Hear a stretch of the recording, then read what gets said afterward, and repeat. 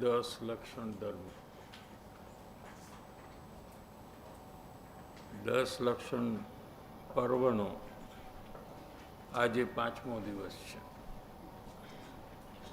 ઉત્તમ શૌચ ધર્મનો દિવસ છે.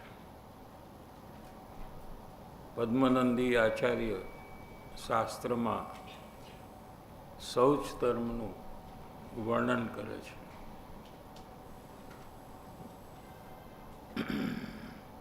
જે પરસ્ત્રી અને પર પદાર્થો પ્રત્યે નિષ્પૃહ છે, સર્વ પ્રાણીઓ પ્રત્યે અહિંસક છે અને દુર્ભેદ એવા અંતરમેલને જેણે ધોઈ નાખ્યો છે, એવું પવિત્ર હૃદય તે જ ઉત્તમ શૌચ ધર્મ છે. આ સિવાય બીજો કોઈ શૌચ ધર્મ નથી. क्या कहते हैं? शौच धर्म यानी पवित्रता, निर्लोभता. जे पर स्त्री, यहाँ पुरुष की बात है और स्त्री के लिए पर पुरुष ऐसा समझना. जो पर स्त्री અને પર પદાર્થ પૈસા, ઘર, કુટુંબ, પરિવાર આદિ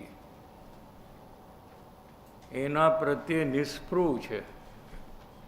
उसमें कोई अपेक्षा, आशा, सुख बुद्धि नहीं है और सर्व प्राणियों प्रत्ये अहिंसक है.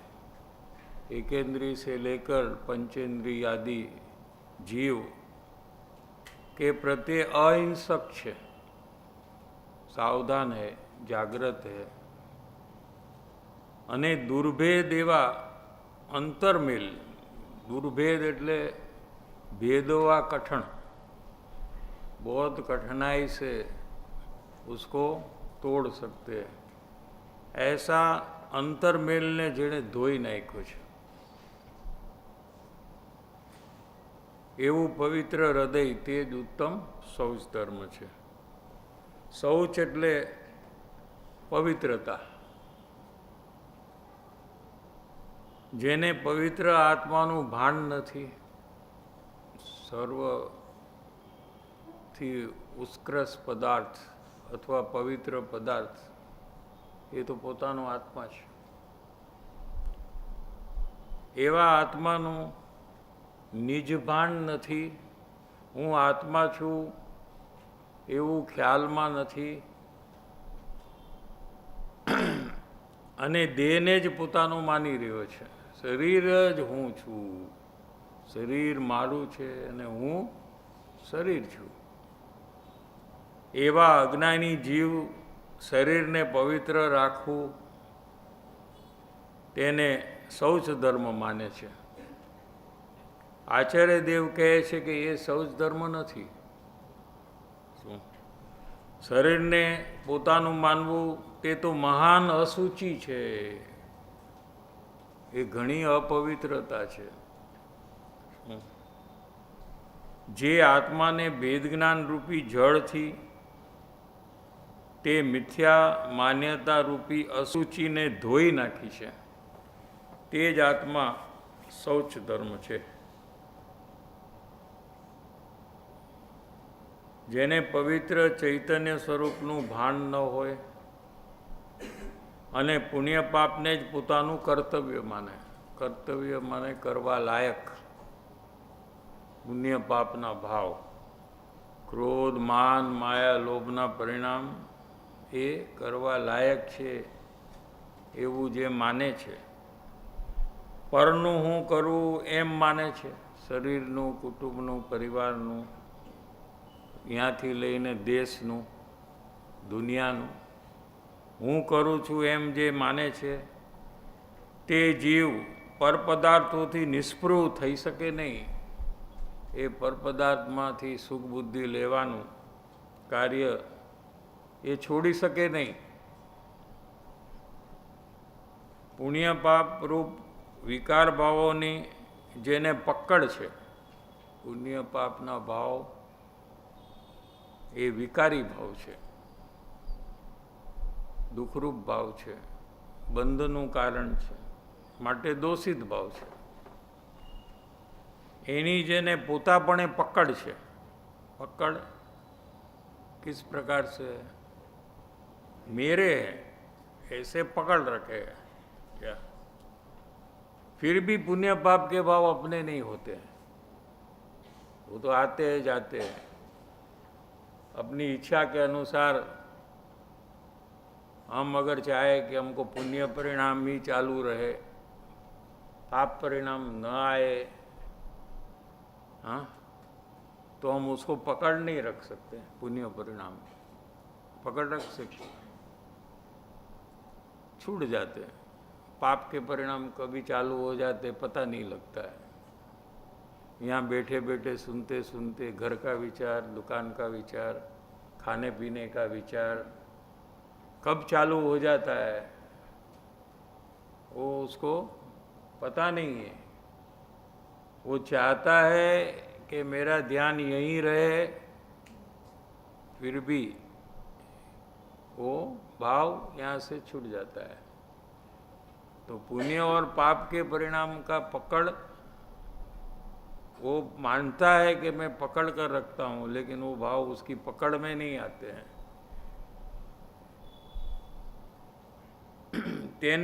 તેનું જ્ઞાન વિકારથી મલિન છે. कषाय से रंजित परिणाम है उसका. પરનું હું કરું એમ જે માને તેનું જ્ઞાન મિથ્યાત્વ રૂપ મેલથી મલિન છે, એટલે અજ્ઞાન છે. પરથી મને મદદ છે, પરની મને મદદ છે, નિમિત્તના આશ્રયે ધર્મ થાય. देवगुरु शास्त्र के आधार से धर्म की प्राप्ति होती है. क्या एवी जेनी मान्यता है ते जीव पर पदार्थ में आसक्त है. तो क्या थी क्या बात लई गया, समझाय छे कि नहीं. ते केम के निमित्तना आश्रय धर्म थाय, पर निमित्त मने मदद करे એવું જે માને છે એ નિમિત્ત પદાર્થની પ્રત્યે એની આસક્તિ થઈ જાય, એનો આધાર બુદ્ધિ એમાં થઈ જાય કે આ બીજાને લીધે મારું ભલું થાય. શું એટલે પર પદાર્થમાં એ આસક્ત જ રહે, પર પદાર્થનું આકર્ષણ જ એને રહે. જે જીવ પરમાં આસક્ત છે તે જીવ મહાન અસૂચિથી ભરેલો છે. જેણે પુણ્યમાં અને એના ફળમાં સુખ માન્યું છે તે ખરેખર સ્ત્રીઓ પ્રત્યે નિષ્પૃહ નથી, અને સ્ત્રી હોય તો પુરુષ પ્રત્યે નિષ્પૃહ નથી. જે પુણ્યમાં આસક્ત છે તે જીવને તેના ફળમાં आसक्ति है. हम तो उल्टा समझ सकते हैं कि हमको पुण्य के फल में जो आसक्ति है उसका आकर्षण है, पैसा का, गाड़ी का, घर का, बैंक बैलेंस का. हमको बहुत पसंद है जो सब माने आसक्ति है, तो हमको पुण्य की आसक्ति है, क्योंकि वो पुण्य का फल है.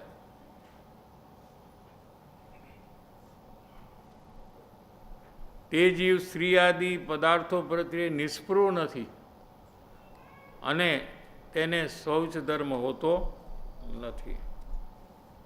છેલ્લે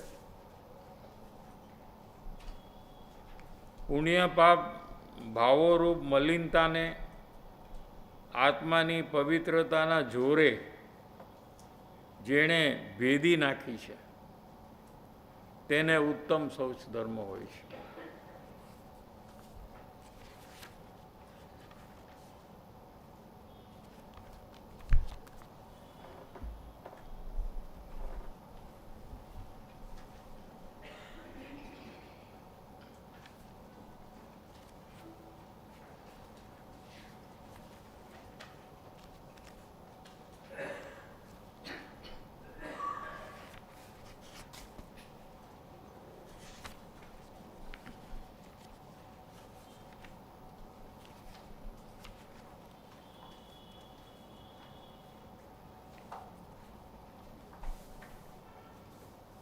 अभी श्रीमद राजचंद्र पत्रांक 254 मुमुक्षु आरोहण क्रम, कल 25वें पेज में थे हम। मल्टीटास्किंग यानी कि संसार का कार्य करते हुए जीव आत्मकल्याण कैसे करता है, ये विषय थोड़ा चालू हुआ था कल।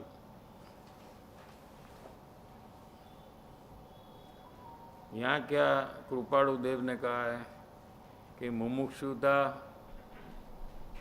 यानी कि मोहाशक्ति थी मुंजाई ने, केम के उसमें उसको परिभ्रमण दिखता है। जब मोह के परिणाम हो, मिथ्यात्व के परिणाम हो,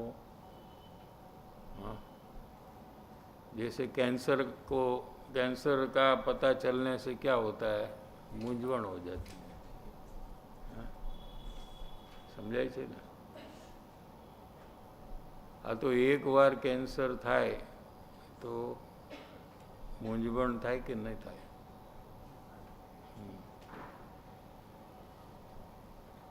तो परिभ्रमण में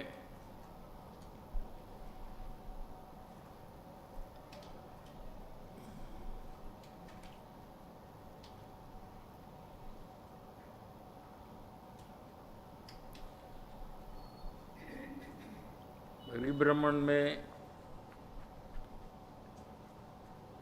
84 लाख योनि में जन्म मरण जब जीव करता है तो कितने शरीर भविष्य में उसको मिलने वाले हैं।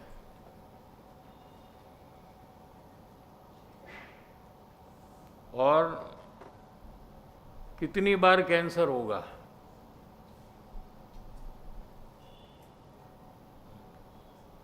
एक कैंसर की जानकारी होती है, होगा, हो सकता है, ऐसा जब डाउट आता है, हुआ नहीं है, हाँ?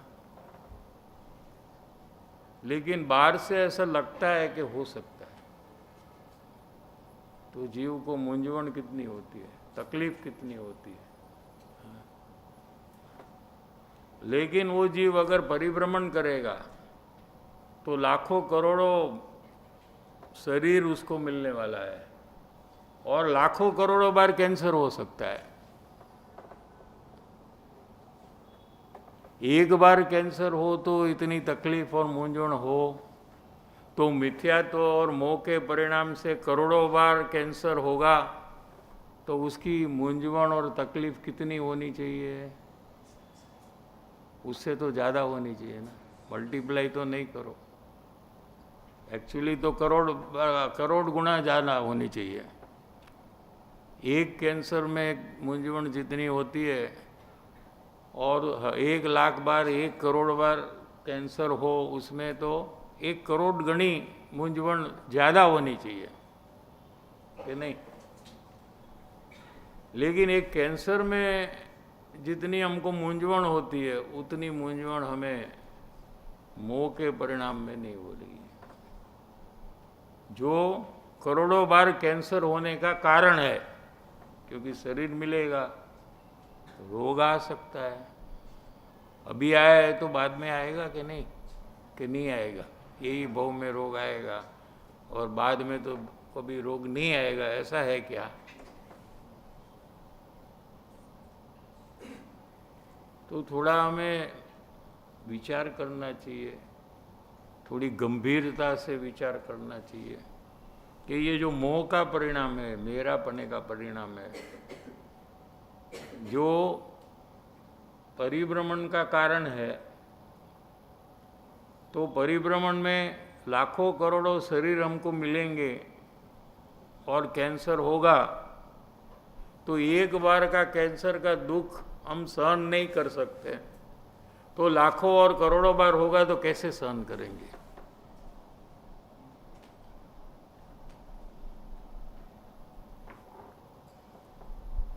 समझ में आ रहा है कि नहीं? ये तो खाली कैंसर का उदाहरण दिया, लेकिन तो कब कोई भी डिजीज आ सकता है अनेक भव में। हाँ, तो मोह के परिणाम जब होते हैं मुमुक्षु को, तो उनको मूंझवण होती है क्या?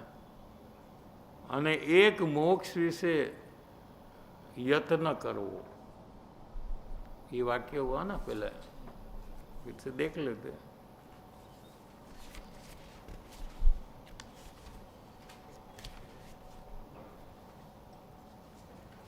थर्ड पैराग्राफ है ना। मुमुक्षुता ते छे કે સર્વ પ્રકારની મોહાશક્તિથી મૂંઝાઈને, મૂંઝવણ, तकलीफ थवा मंडी। कैंसर का अंदाज हुआ तो तकलीफ चालू हो गई। अब क्या होगा, હવે શું થશે, કેવી રીતે સરખું થશે, થશે કે નહીં થાય, મરણ થશે તો, ઓપરેશન કરવું પડશે તો, કીમોથેરાપી લેવી પડશે તો, બધું અંદરમાં મૂંઝારો ચાલુ થઈ ગયો। પછી કદાચ રિપોર્ટમાં આવે કે નથી, કંઈ નથી, એટલે પાછું ખોટા કામ ચાલુ કરી નાખે। હા, ત્યાં સુધી ડાયો હોય પાછો,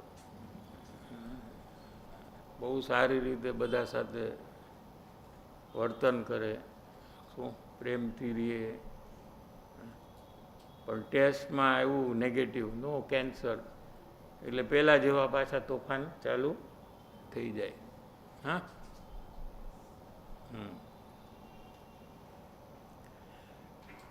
મુમુક્ષુતા એ છે કે સર્વ પ્રકારની મોહાશક્તિથી મૂંઝાઈને, પછી શું કરે, મૂંઝાયા જ કરે કે નહીં, મૂંઝવણ થાય, એક મોક્ષને વિશે જ યત્ન કરવો, એક મોક્ષની પ્રાપ્તિ માટે પ્રયત્ન કરવો। યત્ન એટલે પ્રયત્ન, સમજાય છે? ये टोटल एक मुमुक्षुनु कार्य है। जब मेरापने का, कर्तापने का परिणाम मुमुक्षु को होता है, तो उसमें उसको अपना भविष्य का परिभ्रमण दिखता है, उसमें नरक का भाव दिखता है। हूँ नारकी होईश तो મને કેટલું આયુષ્ય હશે, कम से कम 10,000 साल बोला है जिनागम में। हाँ, लाखों साल भी, करोड़ों साल भी हो सकता है। हाँ, 7 है ना नरक नीचे।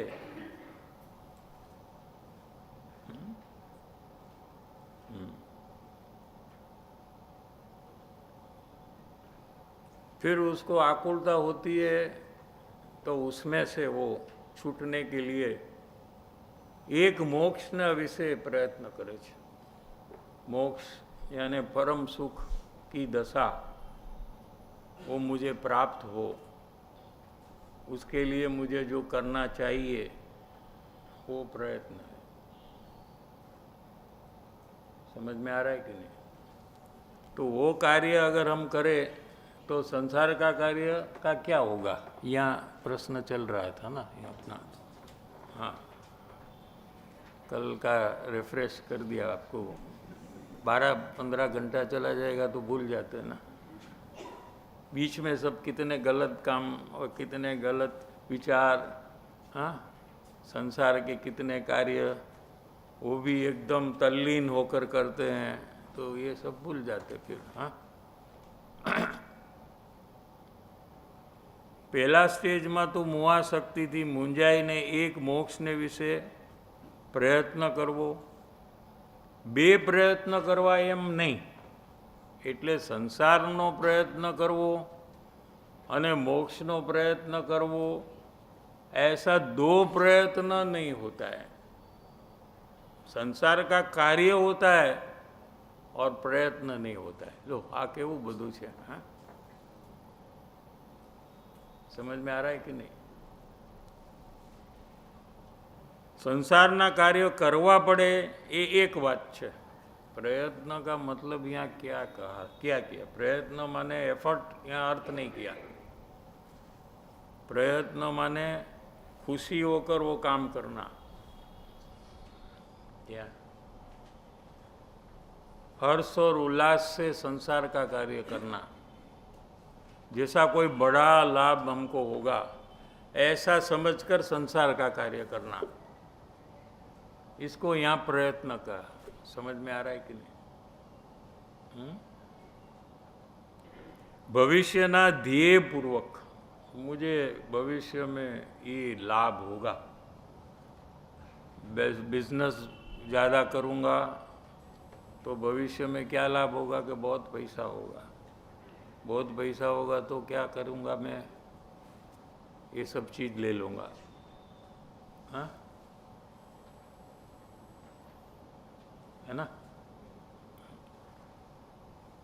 ભવિષ્યના ધ્યેયપૂર્વક રસ આવે છે, उत्साह आवे छे, ये रीते करवा। लेकिन मुमुक्षु को जब पता चलता है कि हमारे वर्तमान संसारिक कार्य में प्रयत्न करने से मिलता नहीं है, अगर पुण्य का उदय न हो तो क्या?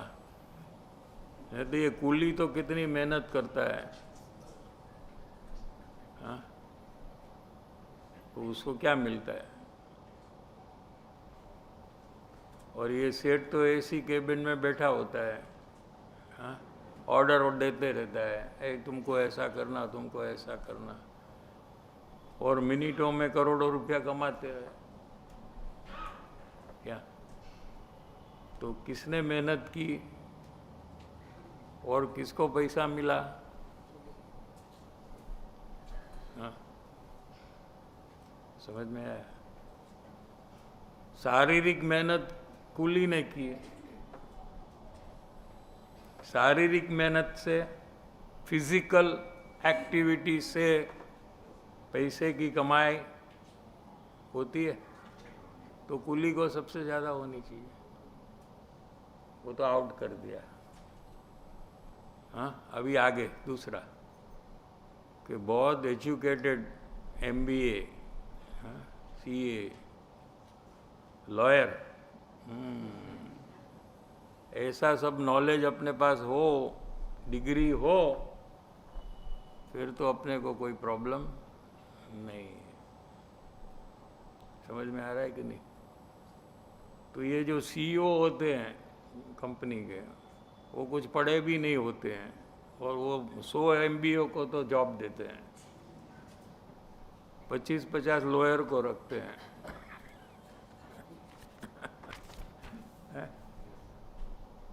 इन हाउस चार्टर्ड अकाउंटेंट होता है, बाहर को जाने की जरूरत नहीं, अपना ही पेड चार्टर्ड अकाउंटेंट होता है। लेकिन वो सबको पगार मिलता है, और सेठ को कितना रुपया मिलता है, और उसको सेठ को मिलता है उसका कितना परसेंटेज नौकर को मिलता है जो बहुत पढ़ा हुआ है। हाँ?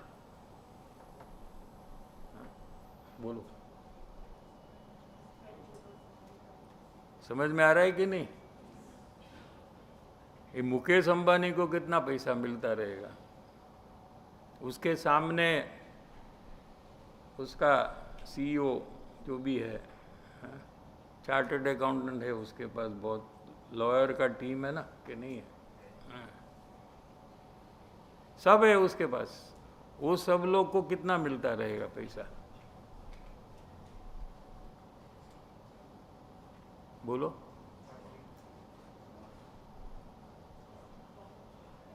तो ये क्या हुआ कि पुण्य का उदय है तो MBA और चार्टर्ड अकाउंट नौकर मिल जाते हैं, जो गधा मजूरी करेंगे और ये कमाएगा और ये आराम करेगा।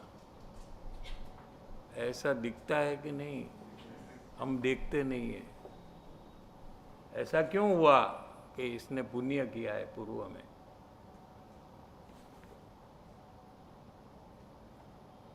तो फिजिकल एक्टिविटी से नहीं मिलता है, इंटेलिजेंस से भी मिलता है। तो एमबीए वाला तो सेठ होना चाहिए और मुकेश अंबानी को नौकर होना चाहिए, लेकिन ऐसा नहीं है। तो अभी निर्णय करने का टाइम आ गया है अभी आपको कि पुण्य से ही मिलता है, पाप से नहीं मिलता है। हाँ? वर्तमान प्रयत्न से नहीं मिलता है, लेकिन हमें पता नहीं है कि मिलेगा कि नहीं, इसलिए हम प्रयत्न करते हैं। घर में बैठने की बात नहीं है यहाँ, हाँ? कि भाई पुण्य से मिलता है तो मैं तो हिलने वाला नहीं हूँ, यहीं बैठा रहूँगा। देखो पुण्य से खाना आ जाएगा टाइम पे। मैं तो यहाँ से ऊपर, कौन सा थर्ड फ्लोर है, आई विल नॉट गो। हाँ? लेकिन तुम्हारा पुण्य 12:30-1 बजे को है खाने का, ये तुम्हें पता नहीं है ना, इसलिए तुम प्रयत्न करते हो। लेकिन जब खाना मिले तो नक्की करना कि ये मेरे प्रयत्न से नहीं मिला है, ये मेरे पुण्य से मिला है।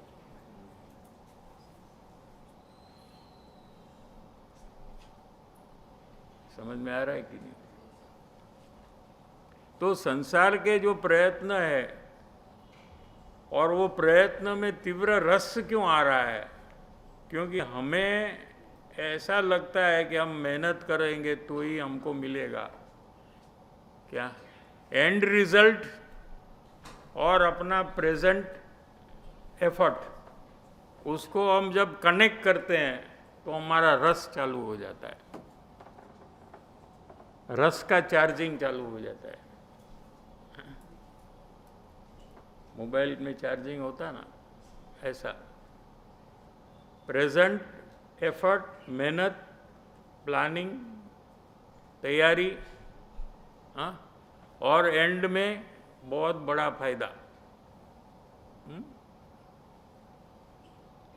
ये मेहनत का फल वो है। ऐसे हम जब दोनों को लिंक करते हैं, हाँ, तो फिर वो कार्य में हमें बहुत रस आने लगता है। ठीक है? लेकिन ये रॉन्ग कनेक्शन है, करेक्ट कनेक्शन नहीं है, क्योंकि मेहनत करने वाले को भी कुछ मिलता नहीं है, ऐसा दिखा जाता है। हाँ? तो उदाहरण दिया ना अभी, तो आपने स्वीकारा कि नहीं वो उदाहरण को? हाँ, तो दिखा जाता है। तो फिर क्या करना? मेहनत को एंड रिजल्ट जो है उससे प्लग निकाल लेना, और वो जो सॉकेट है उसको पुण्य का उदय, इसका सॉकेट उसमें डाल देना, हो गया पूरा। हाँ? फिर जब आप संसार का कार्य करेंगे तो आपको रस नहीं आएगा।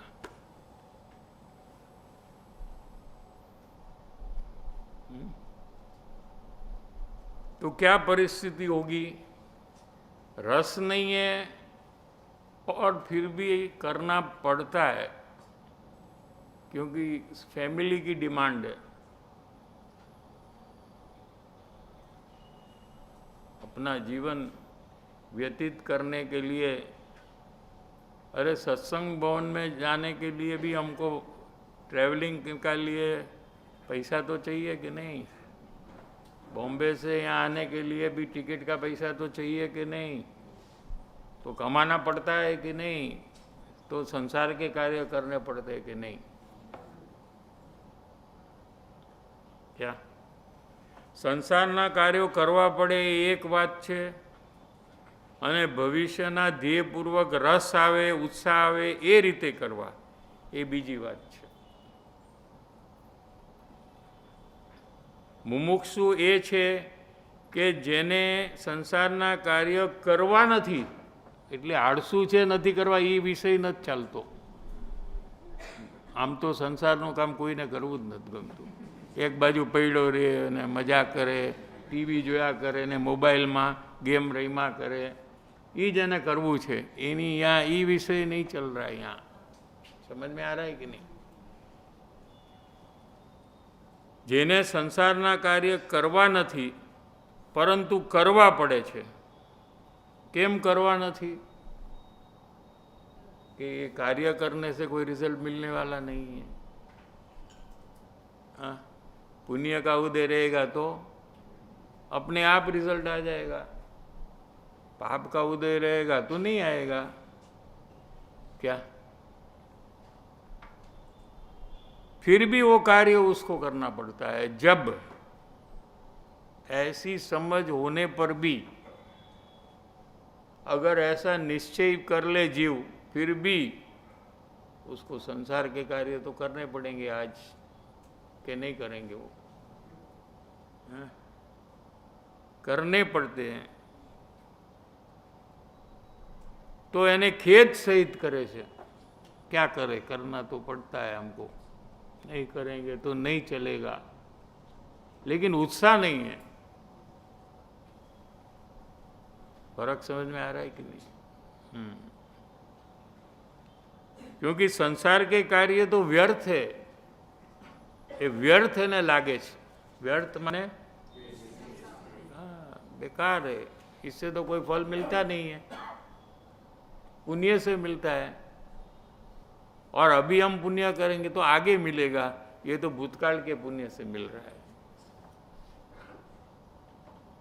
भूतकाल में भी अगर हमने ये बात का स्वीकार नहीं किया था क्या कि पुण्य से मिलता है, इसलिए हम संसार के कार्य में उलझे थे और पाप के परिणाम हमने बहुत किए, इसलिए वर्तमान में फल नहीं मिल रहा है.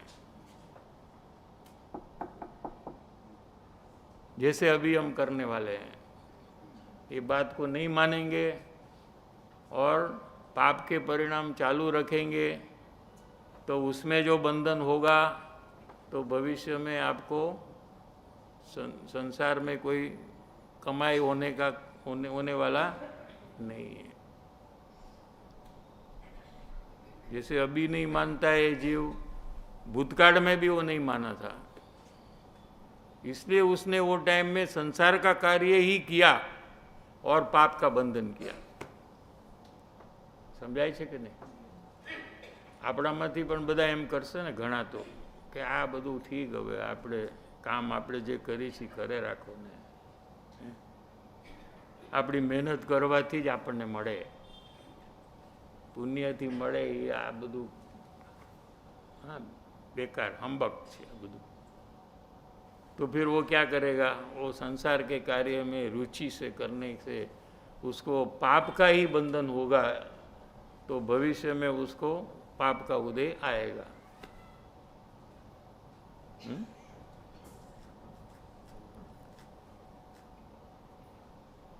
करवा पड़े एवी परिस्थिति होय तो खेद सहित करे छे, अने एवी परिस्थिति न होय कि करना ही पड़े. समझो कि किसी के पास इतना पैसा है, बैंक बैलेंस है या प्रॉपर्टी है कि पूरा जीवन का खर्च भी निकल सकता है. ऐसे जीव को क्या करना चाहिए कि रिटायर हो जाना चाहिए अभी, और आत्मकल्याण का काम करना चाहिए.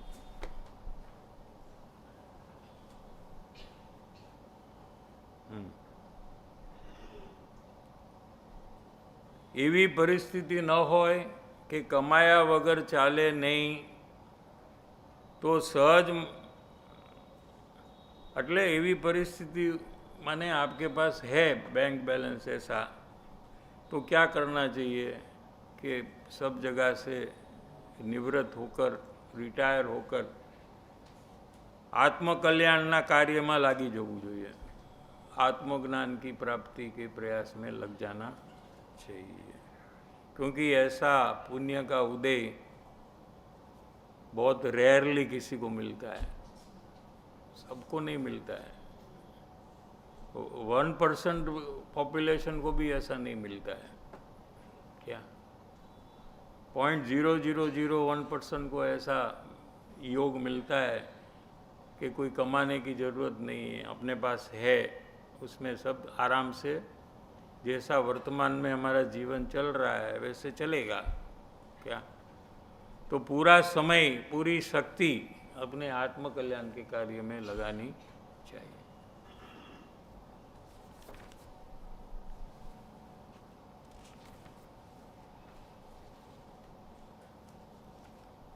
अट्ठाईस पेज से लेंगे, लास्ट पैराग्राफ। એટલે એ ક્રમથી અવલોકનના સ્ટેજ ઉપર કોઈ આવે તો અવશ્ય એનો સ્વચ્છંદ નાશ પામે અને પામે જ। अवलोकन में अगर जीव आया तो उसका जो स्वच्छंद है वो 100% उसका नाश होगा ही। होगा कि नहीं होगा ऐसा बात, कोई वाद विवाद इसमें नहीं है।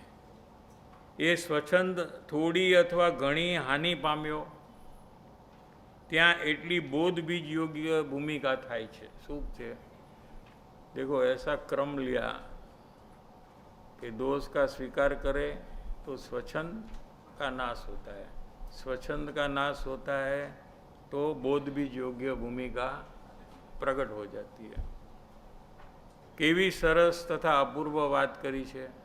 जेटलो स्वच्छंद जीव में हानि पामे एटली योग्यता आवे छे, पात्रता आवे छे, अने ए पात्रता ने लईने आत्मज्ञान अथवा आत्मबोध तेनु बीज त्या वावी शकाय छे। आत्मज्ञान की प्राप्ति का जो बीज है, बीज ये बोध बीज है, वो स्वच्छंद की हानि होने से होता है। और स्वच्छंद की हानि कैसे होती है? दोष का स्वीकार करना, ठीक है, अपक्षपात पड़े तो होती है।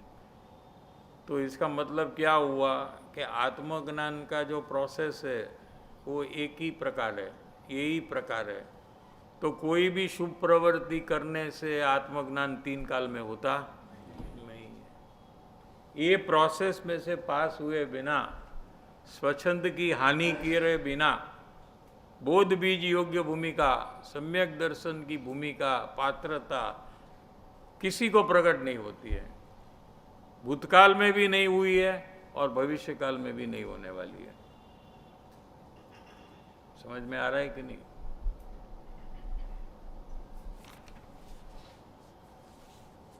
एकत्रीस पेज नीचे, स्वच्छंद ज्यां प्राय दबायो छे त्यां पछी ये होने के बाद, इतना तो पहले होता है क्या, उसके बाद मार्ग प्राप्ति ने रोकनारा 3 कारणों मुख्य करीने होय छे। मार्ग, मोक्ष मार्ग, मोक्ष मार्ग के ये सम्यक दर्शन, सम्यक ज्ञान, सम्यक चारित्र। दर्शन ज्ञान चारित्राणी मोक्ष मार्ग। सम्यक दर्शन, सम्यक ज्ञान और सम्यक चारित्र ये मोक्ष का मार्ग है। मार्ग माने उपाय है, मोक्ष का कारण है।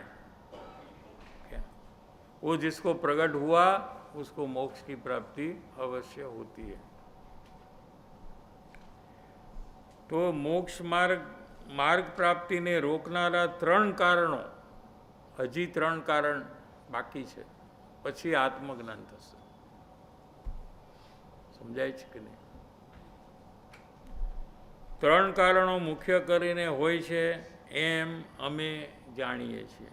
कोण जाणे छे? आम कृपाळुदेव। कृपाळुदेव कहे छे कि अमे आम जाणीए छीए। स्वच्छंदनी हानि पाम्या पछी पण नीचे कया एवा 3 कारणों छे ए पण मार्ग प्राप्ति में માર્ગ પ્રાપ્તિ એટલે સમ્યક દર્શન, સમ્યક જ્ઞાન, સમ્યક ચારિત્ર, એ ત્રણેયની એકતા, ત્રણેય એક સાથે છે, તે મોક્ષ માર્ગ છે. એ મોક્ષ માર્ગની પ્રાપ્તિને રોકનારા છે, અવરોધ કરનારા એ ત્રણ કારણો મુમુક્ષુ જીવને હોય છે ત્યાં સુધી સમ્યક દર્શનની પ્રાપ્તિ થતી નથી. હવે ત્રણ કારણો કયા છે એ લેશે. આ લોકની અલ્પ પણ સુખેચ્છા, પહેલું કારણ. બીજું કારણ પરમ દૈન્યતાની ઓછાઈ,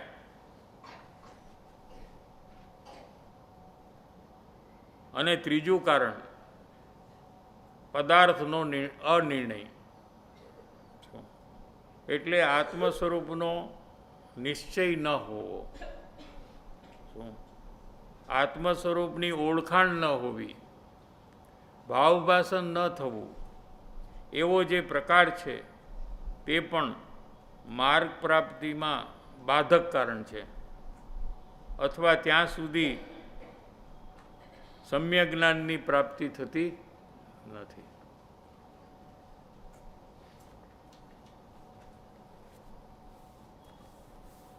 તેત્રીસમાં પેજમાં એ બધા કારણો ટાળવાનું બીજ હવે પછી કહીશું. પહેલાં તો प्रॉब्लम क्या है ये डॉक्टर कैसे करते हैं, डायग्नोसिस करते हैं, तुम्हारा ये प्रॉब्लम है. हाँ बराबर है. रिपोर्ट में शू काढ़े, ये सब प्रॉब्लम है तुम्हारा, और फिर ये दवाई है उसका, ये इसका सोल्यूशन है. આવી રીતે અહીંયા પણ જ્ઞાનીઓ પણ સાયન્ટિસ્ટ છે.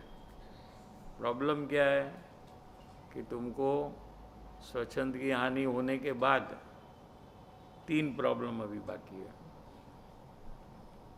आलोकनी अल्प सुखेच्छा अने परम दैन्यतानी ओछाई अने आत्मानो निर्णय. आ 3 कार्य तारा ज्यां सुधी न थाय ત્યાં સુધી તને આત્મજ્ઞાનની પ્રાપ્તિ નહીં થાય. તો હવે એ કેવી રીતે થાય? એ 3 પ્રોબ્લેમનું સોલ્યુશન શું? એમ કહીને કહે છે કે આ બધા કારણો ટાળવાનું બીજ હવે પછી કહેશું. હવે અમે કહેશું તમને કે આ 3 કેવી રીતે પ્રોબ્લેમ સોલ્વ થાય. શું એનું મૂળભૂત કારણ શું છે એ અમે તને કહેશું. બીજ કીધું ને, બીજ નીચે કહેશે. નીચે ક્યાં કહ્યું છે એ જોવું હોય તો અધિક શું કહીએ એની ઉપરની લીટી છે, એમાં છે નીચે. અચ્છા, આ તો પ્રવચન છે. મૂળ પુસ્તકમાં અધિક શું કહીએ એની ઉપરની લીટી છે. અને એ ત્રણેયનું બીજ મહાત્માના વિશે પરમ પ્રેમાર્પણ એ છે. ત્રણેયનું બીજ કે શું કીધું એ આ છે કે છે.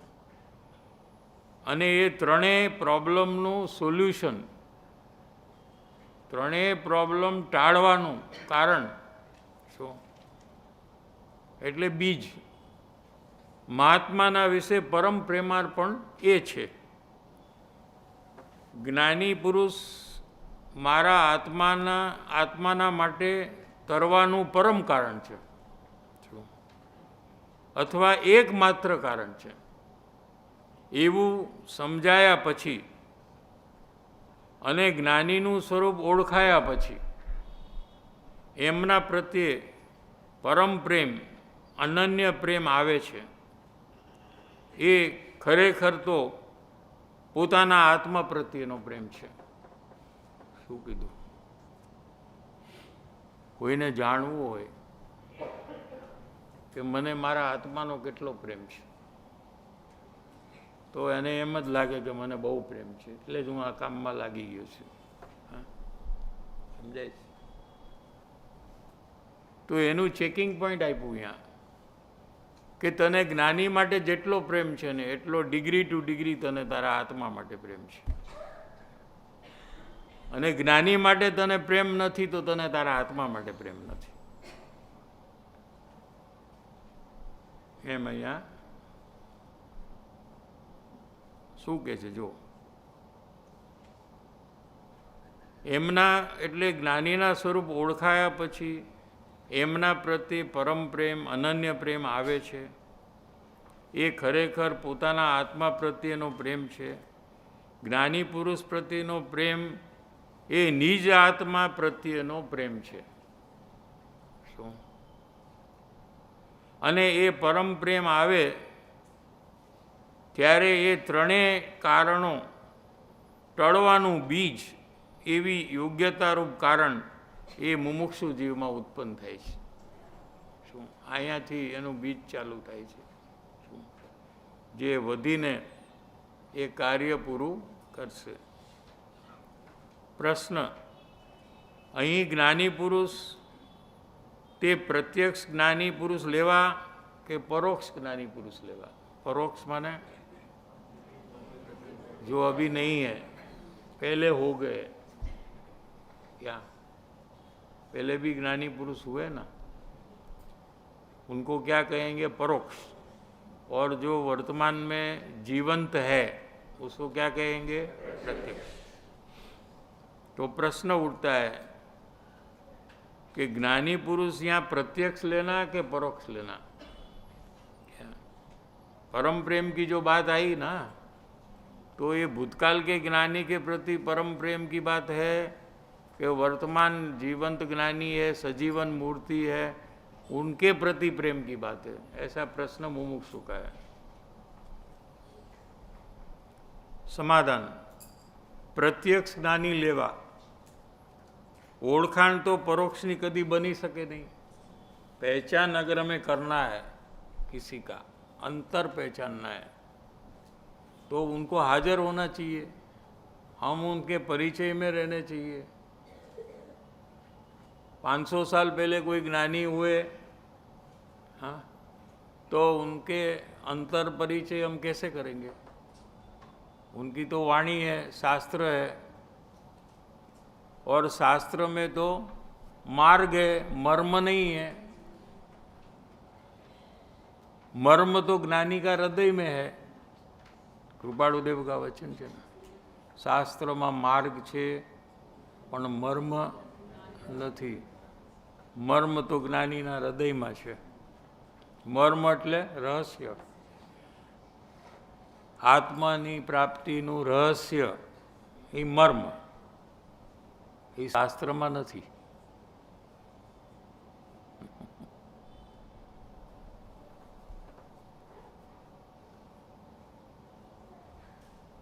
ओळखाण तो परोक्ष नहीं कभी बनी सके नहीं.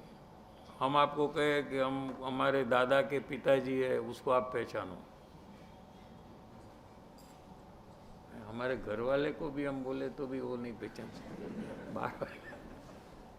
मेरे ग्रैंडफादर के पिताजी को आप पहचानते हो कि कहाँ मिले ही नहीं है, तो कहाँ से पहचानेंगे? हाँ, पहचानने के लिए मिलना पड़ता है, परिचय में रहना पड़ता है, तब पहचान हो सकती है. समझ में आ रहा है कि नहीं? ओळखाण तो प्रत्यक्ष नहीं जो है, अंतर परिणमन की पहचान करनी है, शरीर की पहचान थोड़ी करनी है हमको. शरीर की नहीं करनी है, भाषा की नहीं करनी है, बोध की नहीं करनी है, हाँ, लेकिन अंतर में आत्मा का आधार से जो शुद्ध परिणमन हुआ वो हमें देखना है, और फिर नक्की करना है कि ज्ञानी है. किसी के कहने पर हमें नक्की नहीं करना है. जैसे हम लोग सब मान रहे हैं ना कि गुरुदेव ज्ञानी है, हाँ, बेन श्री ज्ञानी है, ठीक है, तो ज्ञानी है, उसकी आपने पहचान की है कि नहीं की है? तो कैसे नक्की किया? कि किसी ने बोला है हमको? सब बोलते हैं, हाँ? इसलिए वो ज्ञानी है। समझ में आया कि नहीं? ऐसा ही है ना, हमारी पहचान क्या है? સપનામાં પણ એને 2 વાગે રાત્રે ઉઠાડો, ઉઠ, ગુરુદેવ જ્ઞાની છે કે નહીં? હા છે. કેટલું પાક્કું છે આનું, પણ આને ઓળખાણ છે એને? हाँ नहीं. श्रेय तुमको उठाएंगे रात को 2 बजे और पूछेंगे गुरुदेव ज्ञानी है कि नहीं, कृपालु देव ज्ञानी है कि नहीं, तो क्या कहेंगे? इंस्टेंट यस है. और दूसरा कोई ज्ञानी को वहाँ खड़ा कर रहे और पूछे ये ज्ञानी है कि नहीं, आई डोंट नो. माने एक ज्ञानी को जो पहचानता है वो दुनिया के तमाम ज्ञानी को पहचानता है. परिचय में आना चाहिए बस. ऐसा कोई फॉरेन में, अमेरिका में कोई ज्ञानी बैठा हो तो यहाँ बैठे बैठे पहचानेगा, ऐसा नहीं. एक ज्ञानी ने जे ओळखे छे ते બધા જ્ઞાનીને પરિચયમાં આવીને ઓળખી લે છે. એટલું જ નહીં, પણ વિશ્વના તમામ અજ્ઞાનીને ઓળખે છે. આની ક્યારે પણ ભૂલ ન થાય. શું કીધું? कैसे ऐसा है कि एक ज्ञानी का जो परिणमन से जिसने पहचाना है वो सर्वज्ञानी में वो परिणमन होता है, और कोई भी अज्ञानी में वो परिणमन नहीं होता है.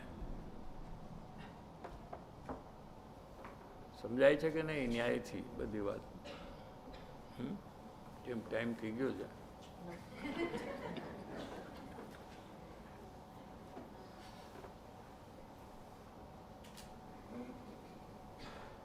જ્ઞાની તો જ્ઞાનીને ઓળખે જ, ન ઓળખે એવું બને જ નહીં.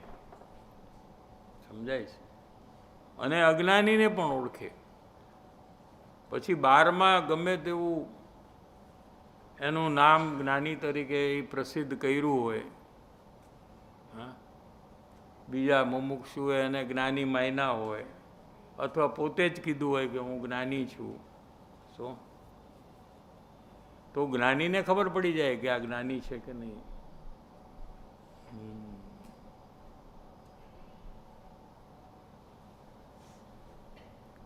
ઉત્કૃષ્ટ મુમુક્ષુ હોય એ પણ જ્ઞાનીને ઓળખી લે છે, અજ્ઞાની.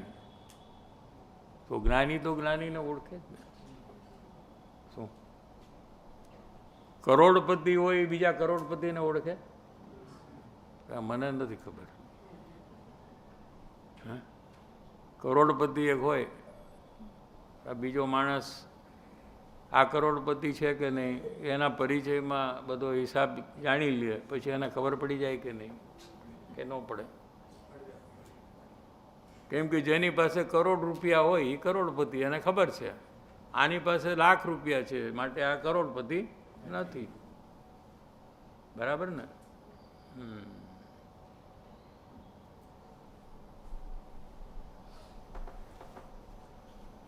ओळखाण विना बहुमान नहीं थाय. बहुमान क्यों नहीं होता है?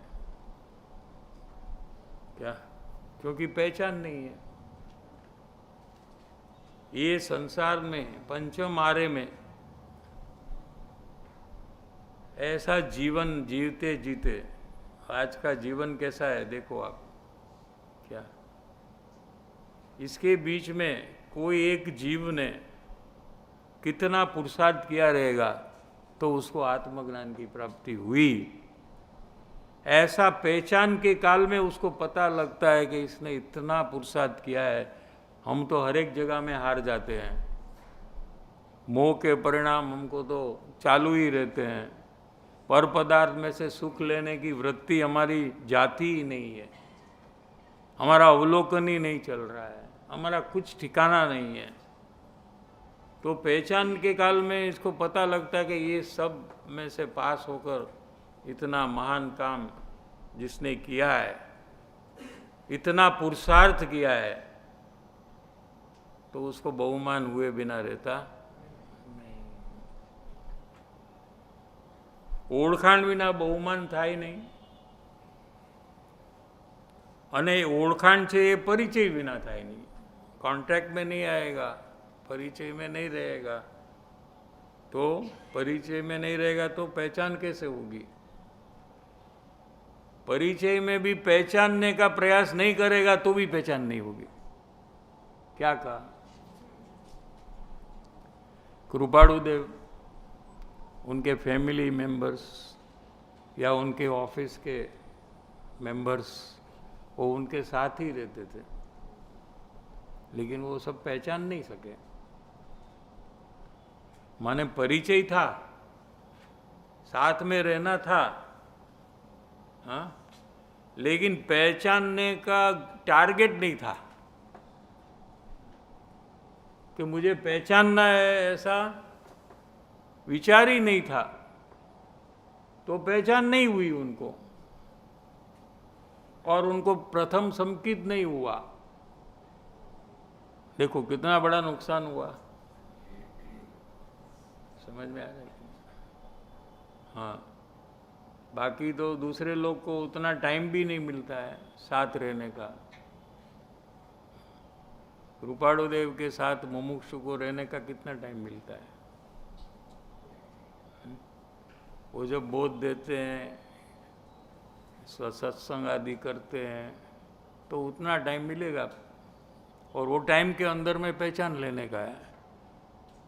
जो सौभाग्य भाई ने कर लिया पहचानने का काम, और उनको आत्मज्ञान भी हो गया वही भव में आगे जाकर।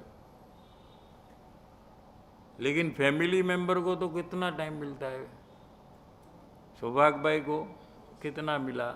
या ऑफिस में जो काम साथ में करते हैं, 6-8 घंटा, 8 घंटा तो ऑफिस में रहते हैं सब लोग, तो उसके साथ जो भी रहते हैं उनको टाइम बहुत मिलता है, लेकिन पहचानने का टारगेट ही नहीं है, पहचानने की कोई ज़रूरियात ही नहीं लगती है, पहचानने से कोई लाभ ही नहीं समझ में आया है, तो क्यों पहचाने? समझ में आ रहा है क्यों?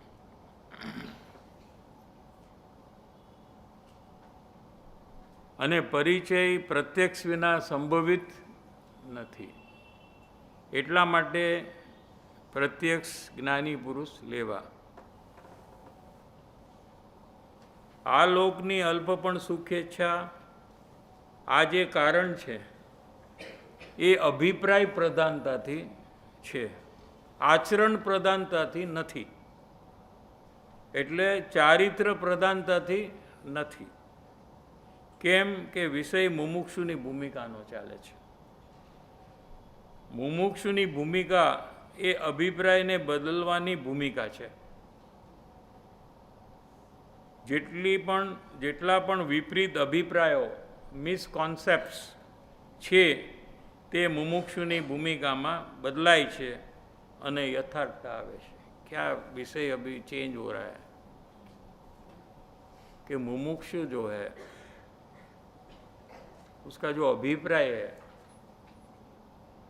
कोई काम करने के पीछे अभिप्राय रहता है, इंटेंशन। इंटेंशन समझते कि नहीं? क्या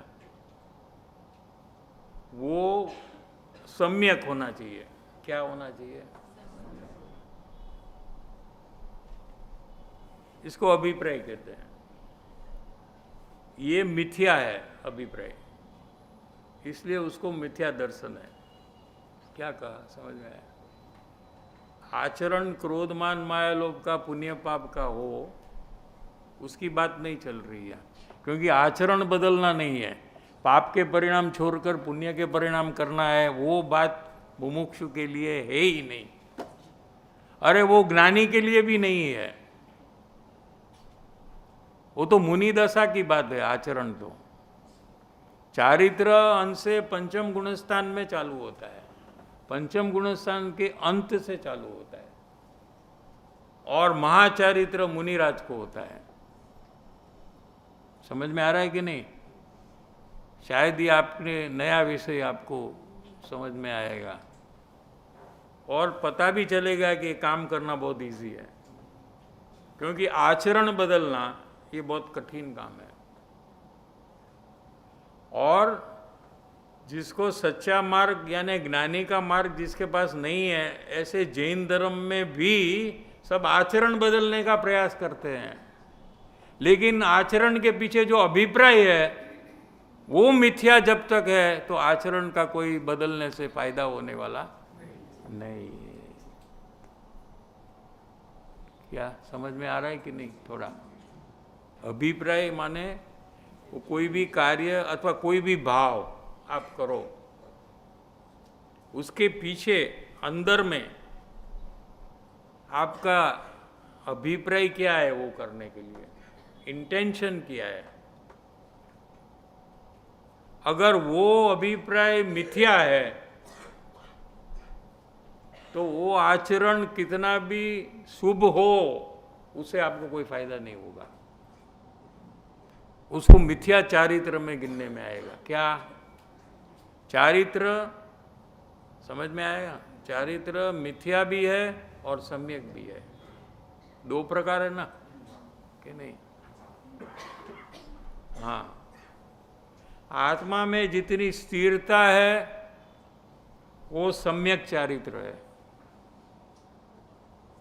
स्थिरता के कारण से जितनी वितरागता चारित्र गुण में प्रकट हुई है, एक चारित्र गुण में एक पर्याय, एक अवस्था, आत्मा के आधार से जो वितरागता का एक साइड है और जब बाहर में शुभ भाव चल रहा है वो दूसरी साइड है। एक बाल के दो छेड़े हैं। क्या? एक बाल है ना, तो एक आत्मा में ये साइड है ज्ञानी को, और ये साइड में अभी केवल ज्ञान नहीं हुआ है, એટલે पूरा अंदर में नहीं है, इसलिए बाहर है। समझ में आ रहा है? साधक दशा में है, उसको क्या कहते हैं? साधक दशा, यानी साधक दशा में बाधक दशा भी होती है। क्या? तो साधक दशा इसलिए कहा कि आत्मा की साधना, आत्मा की स्थिरता चालू हो गई है, उतनी साधक दशा है, और जितना शुभ भाव है वो बाधक दशा है। तो यहाँ चारित्र की बात नहीं है, मुमुक्षु की भूमिका है। अभी मुमुक्षु को आत्मज्ञान होने वाला है और वो ज्ञानी बनने वाला है, और वो भी गृहस्थ दशा में ज्ञानी बनने वाला है। वो दीक्षा लेकर ज्ञानी बनने वाला वो नहीं है यहाँ, वो तो बहुत आगे का काम है। जितनी आत्मा की स्थिरता है उस अनुसार गुणस्थान है। समझ में आया? और मुमुक्षु को तो आत्मा की स्थिरता ही नहीं प्रकट हुई अभी, उसका प्रयत्न अभी चालू हो रहा है। क्या? कि आत्मा की स्थिरता करने का। उसको जब स्थिरता होगी आत्मा की, ये उसको सम्यक चारित्र प्रकट होगा, और वो गृहस्थ दशा में ही प्रकट होता है उसको, और वो ज्ञानी बनता है। चतुर्थ गुणस्थान का ज्ञानी का शास्त्र में क्या नाम दिया? अविरत सम्यक दृष्टि उसको कहते हैं। क्या? अविरत सम्यक दृष्टि। और उसके बाद जो पंचम गुणस्थान है उसका नाम क्या है? व्रति श्रावक। क्या? और छठे सातवें गुणस्थान में महाव्रति है। समझ में है? तो टाइम हो गया है, ये विषय हम शाम को लेंगे।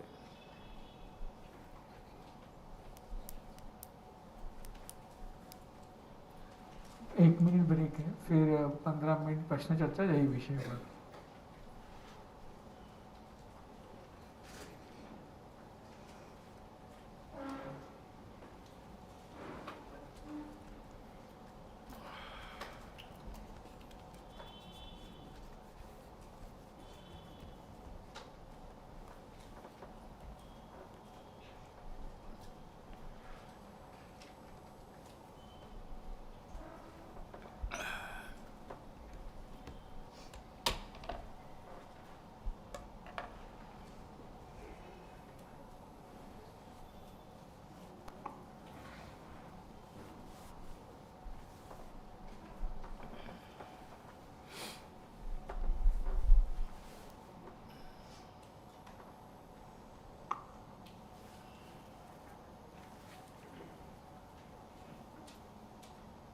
साहिब जी, अवलोकन करने पर जब दोष ध्यान में आता तो बार बार दोष देखने से ऐसा लगता कि ये दोष मेरा है और मैं बुरा हूँ।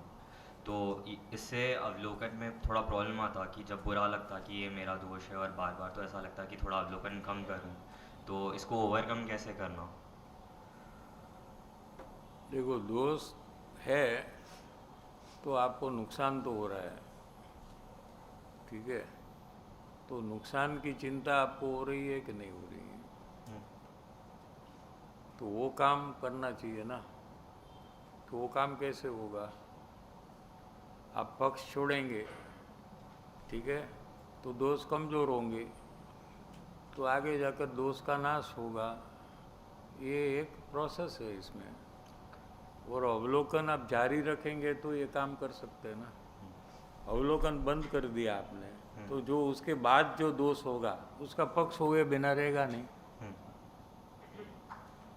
समझ में आ रहा है? तो नुकसान वापस चालू कर दिया आपने। हाँ।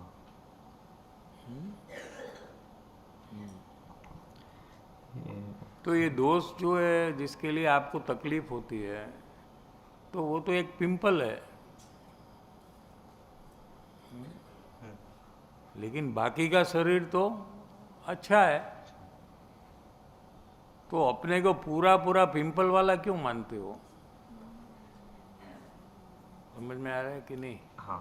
इसलिए आपको तकलीफ हो रही है। आप अपने को पूरा दोष वाला मानते हैं, लेकिन दोष एक आपका छोटा अंश है, पिंपल जैसा। तो उसको तो निकाल कर फेंकना है हमको, उसे घबराना थोड़ी है हमको। हाँ, पिंपल आया तो घबरा जाते क्या? क्या करते हम? निकालने का ट्राई करते। हाँ, निकालो तो फिर freely you can go around.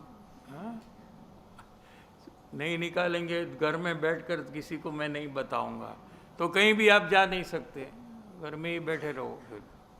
हाँ? बराबर है ना? ऐसा दोष जो है, ये आपका पूरा आत्मा दोषित नहीं होता है, तो खुश हो जाओ, ये तो खुशी होने का है। हाँ? एक छोटा अंश है जिसमें दोष है। आत्मा में कितने गुण हैं? अनंत, ठीक है? अनंत गुण में एक गुण चारित्र नाम का गुण है। तो अनंत में एक कितना छोटा हुआ, पहले वो नक्की करो। अभी एक चारित्र गुण की अनादि काल से अवस्था चल रही है। राग द्वेष चल रहा है ना अनादि काल से, और भविष्य में अनंत काल तक चलने वाला है, जब तक मोक्ष की प्राप्ति नहीं होगी, ठीक है? तो इतना अनादि काल से अनंत काल में कितनी अवस्था होती है? अनंत। उसमें एक अवस्था में आपका दोष है। इतना छोटा चीज है, उसको आप अपना कंप्लीट स्वरूप क्यों मानते हो?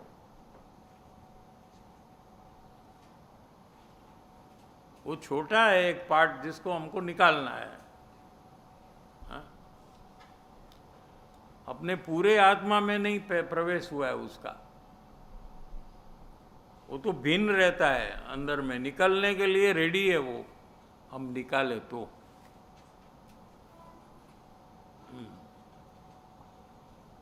पिंपल भी निकलने के लिए रेडी है, आप कुछ मत करो तो थोड़े दिन में अपने आप चला जाएगा। नहीं जाएगा? કાંઈ ન કરો તો પિમ્પલનું ભાઈ શું તમને ખબર વધારે? એમનેમ છોડી દો તો કેટલા દિવસ? नहीं, मैक्सिमम 1 महीनो। हाँ, माने वो निकलने के लिए ही तो आया है। आप कुछ ना करो तो भी 1 महीने में वो निकल जाता है, ऐसे बोलता है। ऐसे दोष है, निकलने के लिए ही आया है। हाँ? तो उसके लिए हमको क्यों ऐसा मानना कि मैं पूरा दोषित हो गया? ऐसा कोई मानने की जरूरत नहीं है। सर जी, जो बात आई कि संसार में कुछ भी मेरी मेहनत से नहीं मिलता है, पुण्य से ही मिलता है। एट द सेम टाइम मेरे अंदर में एक वो रॉन्ग अभिप्राय बहुत स्ट्रांगली है कि पुण्य से मिलता है तो वो पुण्य करने का भी अंदर में एक रहता है कि हाँ, ऐसा तो वो एक तो belief- भविष्य में मिलेगा। अगर आप वर्तमान में पुण्य करेंगे तो भविष्य में मिलेगा, लेकिन आज जो मिल रहा है, कल सुबह जो मिलने वाला है, उसकी बात चल रही है ना।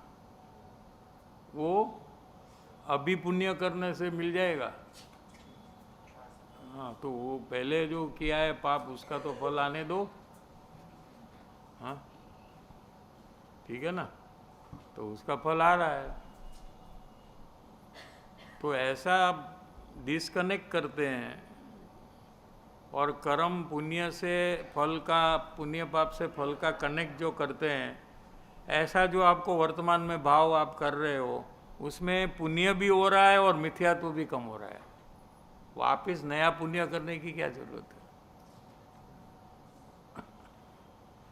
ऐसे विचार से पुण्य बंधन भी होता है, और ऐसे विचार से मिथ्यात्व भी मंद होने लगता है। ड्यूअल बेनिफिट है।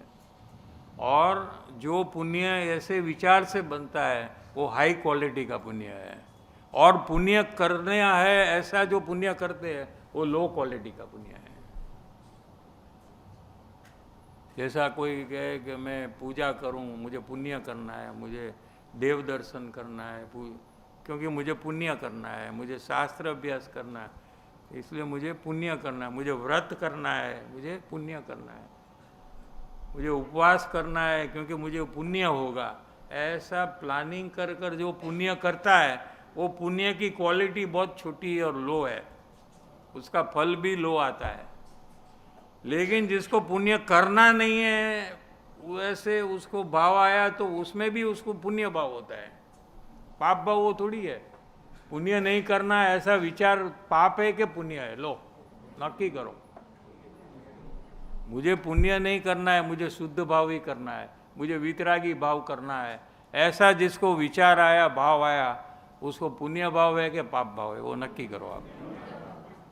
वो पुण्य क्वालिटी हाई है, तो उसके फल में सच्चा मार्ग मिलता है, देव गुरु शास्त्र मिलते हैं। और बाहर में इस प्रकार की योग्यता रहती है, बाह्य परिस्थिति के उसको आत्म कल्याण में कोई विघ्न न हो, अंतराय न हो, इस प्रकार के सब उसका उदय में आ जाता है। इसलिए वो हाई क्वालिटी के पुण्य है।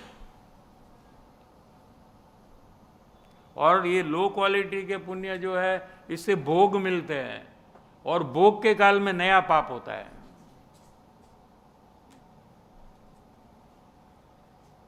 समझ में आया? लो क्वालिटी के पुण्य से क्या पैसा मिलेगा, ये सब संसार के पदार्थ मिलेंगे, तो वो पदार्थ का हमको कितना आकर्षण है, देख लो आप। पैसा मिला या गाड़ी मिली या नया मोबाइल मिला, तो हम क्या करेंगे? हम उसमें खो जाएंगे और नया पाप जोरदार करेंगे, और फिर वापस अधोगति में चले जाएंगे।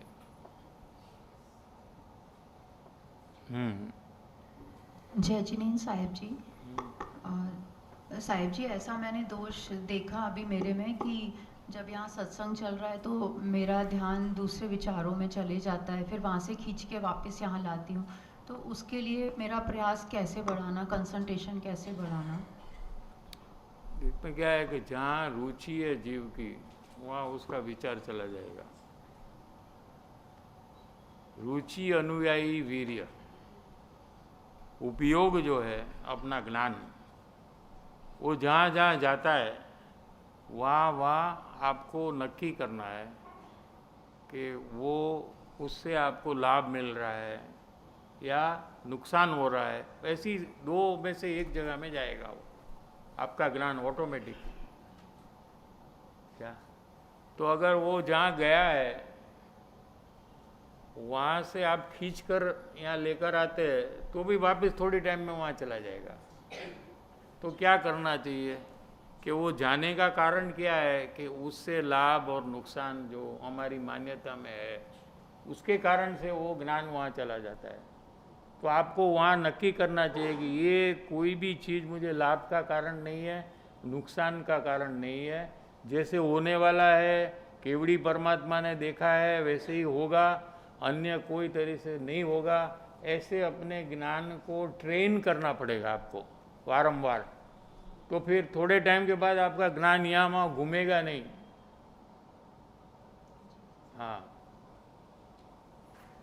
Thank you sir. साहब जी, हम्म, ज्ञानी के अंतरंग परिणाम की बात आती पहचानने की, तो उनसे संपर्क तो बहुत कम रहता है, लेकिन मुमुक्षुओं के संग संपर्क ज़्यादा रहता है। तो मुझे ऐसा लगा कि किसका मुझे कम? किस प्रकार અને કોની સાથે ઓછું છે? હા, એ તો હોય જ ને। અજ્ઞાની સાથે એનાથી વધારે છે। मुमुक्षु से ज़्यादा अज्ञानी, वो नहीं बोले आप। तो मुझे क्वेश्चन ऐसा राइज हो रहा था, इस मार्ग में आगे बढ़ने के लिए मुमुक्षुओं में भी मुझे किस प्रकार चेकिंग करना चाहिए कि जिससे मैं आगे और बढ़ सकूं। मतलब मैं अपनी योग्यता पात्रता डेवलप करते हुए मुझे क्या चेक पॉइंट रहना चाहिए और किनका संपर्क बढ़ाना चाहिए, ऐसा एक कुछ मुझे अभी विचार बार बार आ रहे हैं। मैंने पहचान ज्ञानी की छोड़कर आगे अभी वर्तमान में जब मैं मुमुक्षुओं के संग रहता हूँ तो मुझे आगे बढ़ने के लिए किस प्रकार वर्क करना चाहिए। ओके, तो मुमुक्षु में आपको आइडेंटिफाई करना चाहिए आपसे आगे कौन है। क्या आपसे ज़्यादा प्रयास किसका है, आपसे ज़्यादा प्रयोग कौन कर रहा है, आपसे ज़्यादा जागृति सावधानी किसकी बरतती है, आपसे ज़्यादा कौन प्रमाणिक है अपना स्व कार्य में, इसको आइडेंटिफाई करना चाहिए। और बाकी के मुमुक्षु को गौण कर कर उसके साथ अपना संबंध बढ़ाना चाहिए। तो उसके कारण से आपके परिणाम आगे बढ़ेंगे। थैंक यू साहब जी, जो परिचय की बात आई है तो उसमें समझना था कि ज्ञानी से कैसे मतलब परिचय बढ़ाना, मतलब क्या प्रकार से मतलब बढ़ाना, वो थोड़ा परिचय बढ़ा नहीं सकते, लेकिन परिचय में पहचान करने का मुख्य कार्य करना चाहिए। परिचय तो पूर्व के पुण्य से मिलता है, आपकी इच्छा से नहीं मिलता है। समझ में आ रहा है कि नहीं? हाँ, तो साहब जी जब परिचय में मतलब खाली सत्संग में ही पहचान करना, या फिर मैं ऐसा समझ रहा हूँ कि परिचय का मतलब ये सत्संग के अलावा भी मतलब कहीं मिलना हो, ऐसे परिचय बढ़ाना। हाँ। नहीं, ऐसा नहीं, सबको परिचय ही तो कहेंगे ना, और क्या कहेंगे। सत्संग भी परिचय ही तो है, और क्या है, अपरिचय थोड़ी है सत्संग। तो साहब जी एक मेरे को ऐसा लगता है कि सत्संग में जब ज्ञानी को देखता हूँ तो एक अलग लगता है, और जब सत्संग नहीं है बाहर में संसारिक कार्य में देखता हूँ तो वो इम्पैक्ट में अलग अलग लगता है। मतलब तो आप तो क्या देखते हो, शुभ अशुभ देख रहे हो ना, अंतर तो देखते नहीं हो ना। हाँ, वही ट्राई करता हूँ तब मेरे को अलग। ज्ञानी के परिचय में ज्ञानी के जो शुभ भाव है, उसके जो मंद कषाय है, उनको शास्त्रबद्ध संबंधी जो जानकारी है, वो सब आप देखते हैं। वो ज्ञानी अपना मानते ही नहीं है, वो ज्ञानी का है ही नहीं। लो, ज्ञानी उसमें है ही नहीं। ज्ञानी तो उससे भी भिन्न अंदर में अलग है, तो वो ज्ञानी का परिचय है ही नहीं। वो तो पुण्य भाव का परिचय है। वो वाणी का परिचय जो पुद्गल है उसका परिचय है, और शास्त्र संबंधी जो ज्ञान है वो तो परज्ञ है, ज्ञानी उसको अपना मानते ही नहीं है। आत्मा से जो उत्पन्न हुआ ज्ञान, अतीन्द्रिय ज्ञान, उसको अपना मानते वो। तो जो उनका नहीं है उसमें हम उसका परिचय करें तो परिचय कैसे होगा। तो सबकी पहले नक्की करना है कि ये में नहीं है, उसके आगे वो देखना। हाँ, वो 407 ज्ञान गोष्ठी में 407 नंबर का प्रश्न है। वहाँ ये बात मुमुक्षु ने गुरुदेव को पूछी है कि ज्ञानीनी पहचान कई विधि थी करवी, कैसे हमको करना, क्या है।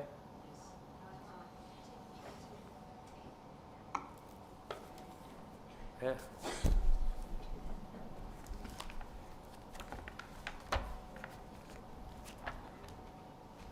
ટાઈમ કેટલો છે? 5 મિનિટ છે.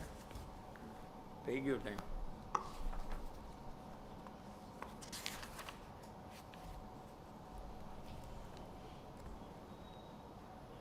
જ્ઞાનીની પરીક્ષા કરવાની ઉત્તર અને ઓળખાણ કરવાની રીત પણ જગતના જીવોને આવડતી નથી. જગતના જીવો એટલે અહીંયા બહારમાં જે બધા રસ્તામાં ફરે છે એ જગતના જીવો, અને આપણે મુમુક્ષુ એમ નથી, આપણે જ જગતના જીવો છીએ. અથવા જે ઓળખતા નથી બધા જગતના જીવો છે. સમજાય છે કે નહીં? એટલે પોતાની કલ્પના અનુસાર માપ કાઢે છે. પોતે એક કલ્પના કરી છે, જ્ઞાની એટલે આવા હોવા જોઈએ, અજ્ઞાની એટલે આવા. એક પોતાની કલ્પના છે, ઇમેજિનેશન. એ પ્રમાણે એ જોવે છે. पहला नंबर ना अज्ञानी एवा छे, હવે उसमें भी नंबर दिए, हाँ, अपन कौन से नंबर में चेक कर लेना सब. કે માત્ર બહારના વેશની પરીક્ષા કરે છે. कपड़ा पहना जो है वो वाइट कलर का है या रंगीन है, इस्त्री वाला है, ड्राई क्लीनिंग वाला है कि सादा है, खादी वाला. हाँ, हाँ, समझाए से? तो बहुत सब कॉस्टली है, तो ये इतना रस है, तो कहाँ से ज्ञानी हुए? ये तो अज्ञानी का लक्षण हो गया. ऐसी अपनी कल्पना से ये सब हिसाब करते हैं.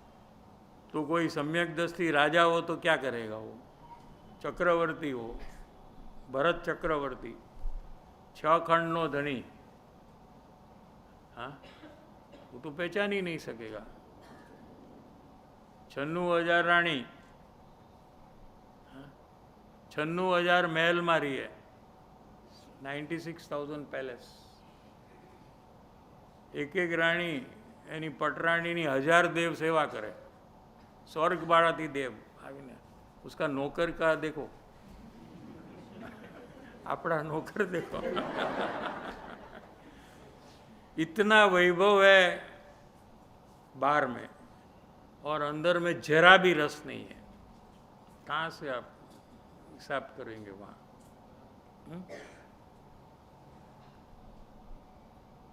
दूसरा नंबर का अज्ञानी बाह्य क्रिया देखीने परीक्षा करे छे. बाह्य क्रिया शू करे छे, क्या करते हैं, ऐसा ही करना चाहिए.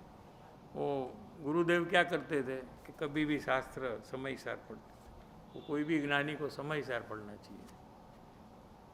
अभी वो नॉवल पढ़े तो क्या होगा उसको? डीलिंग. हाँ,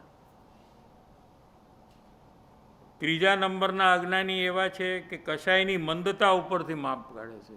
પુણ્ય ભાવ है कि पाप भाव है, गुस्से में है कि शांत है. गुस्से में है तो वो तो अज्ञानी, खत्म, छोड़ो. हाँ? शांत भाव होना चाहिए. हम कुछ भी बोले, हम कुछ भी प्रश्न करें, उनको शांति से जवाब देना चाहिए. हाँ? क्यों? कि वो ज्ञानी है. तो अज्ञानी ऐसा करते हैं ना, ज्ञानी तो नहीं करेंगे ना. हाँ? वो गुरुदेव जब कड़क भाषा में बोलते तो सुनना चाहिए आपको. कभी गुरुदेव को प्रश्न पूछा तो कहते जवाब देवाई गयो छे, पहला ત્યાંથી જાણી લેજો. ऐसा भी गुरुदेव ने कहा है. तो वो टाइम में डाउट हो जाता है, अरे मारू बराबर है कि नहीं, अज्ञानी है कि नहीं. नहीं, अभी 2 मिनट अज्ञानी हो गए, फिर वापस समय सार ले लेंगे ना, फिर ज्ञानी बन जाते हैं. ऐसा नहीं होता. 24 घंटे वो ज्ञानी ही रहते हैं. ज्ञानी अज्ञानी 24 घंटे अज्ञानी ही रहता है. कोई बाह्य क्रिया में परिवर्तन के कारण से आत्मज्ञान को कुछ भी नहीं होता. कोई भी कषाय हो तो ज्ञानी को आत्मज्ञान में कोई फर्क नहीं पड़ता. लो,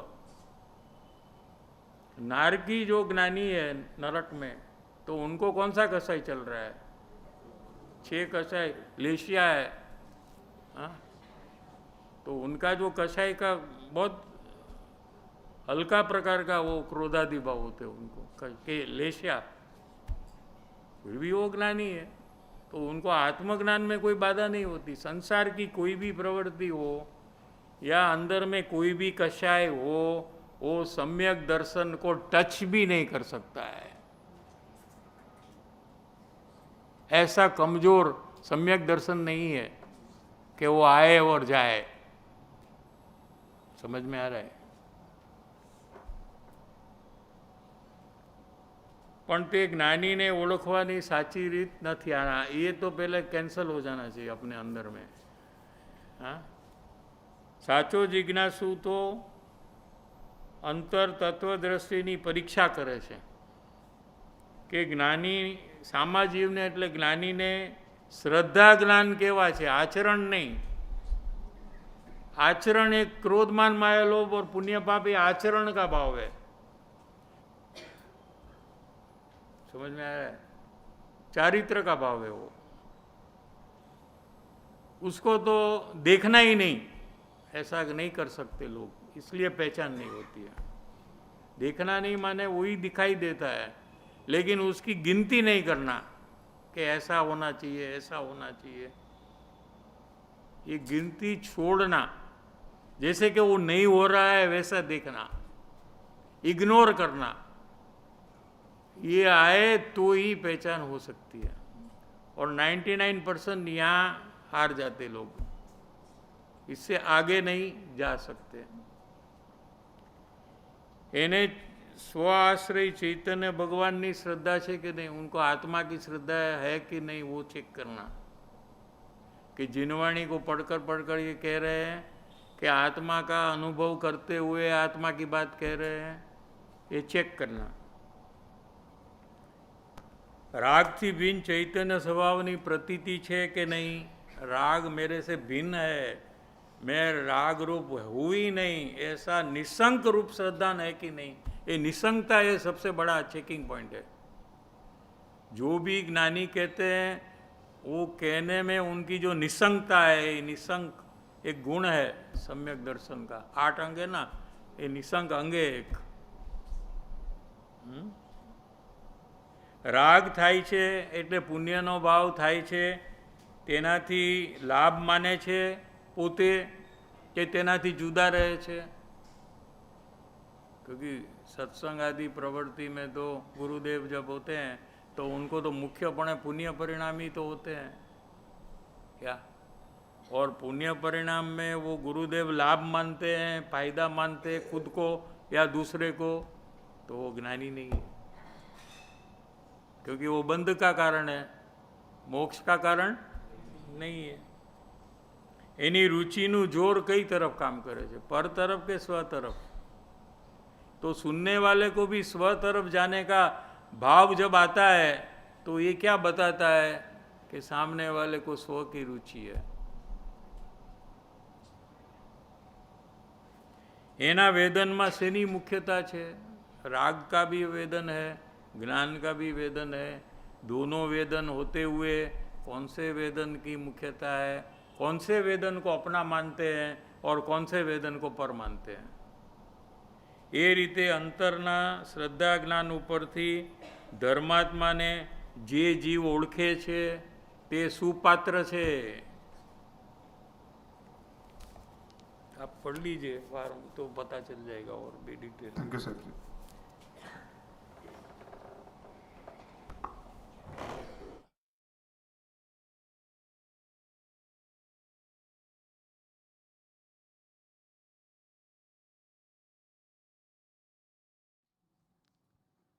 क्षमापना। हे प्रभु, આજ દિવસ સુધી પવિત્ર એવા આત્માનું ભાન કર્યું નહીં। શરીર અને પર પદાર્થને પોતાનું માનીને પરનું કર્તાપણું જ કર્યું। પરના આશ્રય ધર્મ થાય એવી મિથ્યા માન્યતા કરીને સદાય પરમાં જ આસક્ત રહ્યો।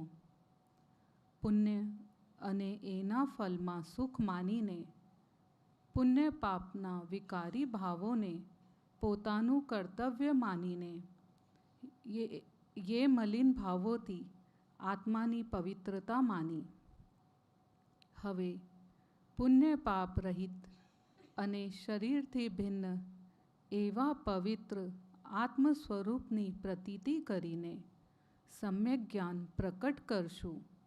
એ જ પવિત્રતા છે અને એ જ શૌચ ધર્મ છે. આ બધી મિથ્યા માન્યતાઓને છોડીને સમ્યક જ્ઞાન, સમ્યક દર્શન સહિત પવિત્રતા, નિર્લોભતાને અવશ્ય પામશું. ઓમ શાંતિ શાંતિ શાંતિ. પરમોપકારી શ્રી સદગુરુ દેવનો જય હો. જીનવાની માતનો જય હો. સનાતન જૈન ધર્મનો જય હો. ત્રિકાલવર્તી પંચ પરમેષ્ઠી ભગવંતોનો જય હો. સર્વે જ્ઞાની ધર્માત્માઓનો જય હો. આજના ઉત્તમ શૌચ દિનનો જય હો.